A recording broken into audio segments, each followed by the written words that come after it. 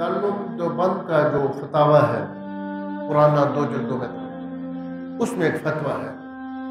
سوال یہ کیا گیا تھا کہ جس علاقے میں طاعون آ جائے تو لوگ ایسا کرتے ہیں کہ شہر کے ارد گرد قرآن مجید کے حافظوں کو بٹھاتے ہیں اور حافظ سورہ یاسین پڑھتے ہیں، اور جب مبین کا لفظ آتا ہے سورہ یاسین میں 7 مرتبہ مبین ہے، تو مبین پہ رک کر اذان دیتے ہیں۔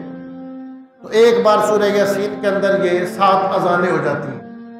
تو شہر کے ارد گرد جب یہ عمل کرتے ہیں تو اللہ تعالیٰ اس شہر کو طاعون کی بیماری سے بچا لیتا ہے۔ اس شہر میں لوگ محفوظ رہتے ہیں طاعون کے اثر سے۔ تو یہ جائز ہے یا ناجائز ہے؟ ایک سوال یہ پیدا ہوتا ہے، بعض لوگ یہ کہتے ہیں کہ صحابہ اکرام کے دور میں اگر کوئی واقعہ پیش آیا اور وہاں داعیہ موجود تھا لیکن انہوں نے وہ کام نہیں کیا تو بعد میں ہم نہیں کر سکتے۔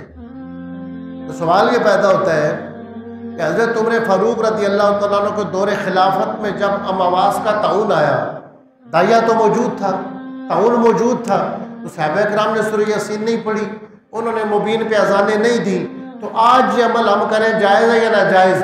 تو فتویٰ یہ دیا گیا کہ یہ عمل جائز ہے، اس لیے کہ بڑے بڑے بزرگوں کا یہ طریقہ رہا ہے، اولیاء اور مشائخ کا یہ طریقہ رہا ہے، اور اس کے اندر ممانعت کوئی نہیں، اللہ رسول نے منع نہیں کیا۔ ایک تجربے کی بات ہے، اللہ کا کلام پڑھتے ہیں، اذانیں دیتے ہیں، جہاں اذان ہو وہاں سے مصیبتیں دور ہو جاتی ہیں، شیطان وہاں سے بھاگ جاتا ہے، خبیث روحیں وہاں سے بھاگ جاتی ہے۔ تو اذان کی اور یاسین کی برکت جب مل جاتی ہے تو اللہ اس شہر کو اس وبا سے محفوظ فرما دیتا ہے۔